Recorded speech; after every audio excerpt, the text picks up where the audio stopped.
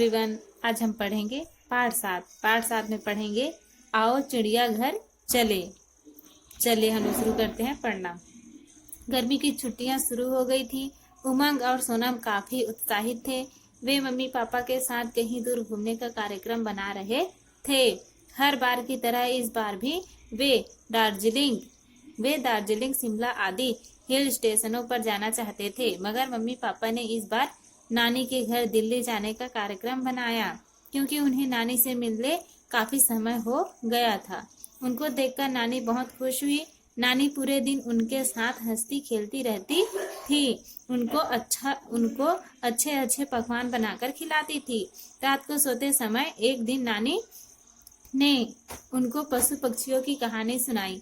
दोनों बच्चों को कहानी बहुत अच्छी लगी। सोनम ने नानी से कहा, नानी, ये पशु पक्षी तो जंगलों में रहते हैं। मैंने शेर के विषय में सुना तो बहुत है, पर उसे नजदीक से आज तक नहीं देखा है। यह सुनते ही नानी का ध्यान चिड़ियाघर की ओर गया। नानी ने कहा, मेरी प्यारी बिटिया, कल मैं तुम्हें शेर दिखा दूं। उमंग बीच में ही बोल पड़ा, नानी, यह कैसे हो सकता है? नानी बोली सब हो सकता है। कल सुबह तुमको शेर दिखाने ले चलूंगी। अब सो जाओ। उमंग और सोनम सुबह जल्दी उठ गए। नानी भी तैयार हो गई।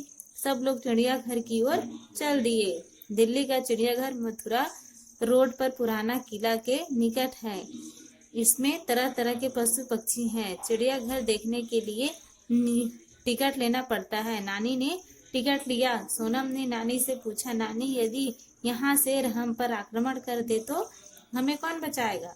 नानी ने कहा, बेटी, डरो मत। यहाँ सभी जानवरों को बड़े बड़े पिंजरों में रखा जाता है। बच्चे नानी से बातें कर रहे थे, तभी सामने अनेक छोटे बड़े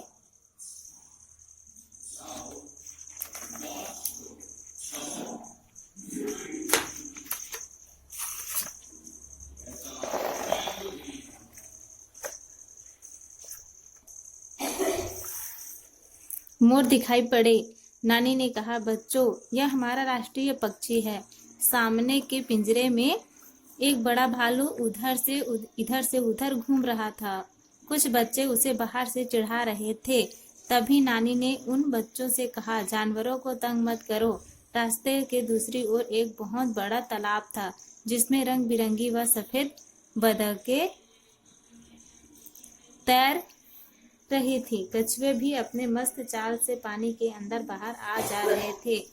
तरह तरह के रंग बिरंगे पक्षियों को देखकर सोनम और उमंग दंग रह गए। उन्होंने वहां हिरन, बारहसिंगा और वनमानुष देखे। वनमानुष आदमी की तरह चल रहा था। दूर से उन्हें एक बहुत बड़ा बाड़ा दिखाई दिया। उसके चारों ओर काफी लोग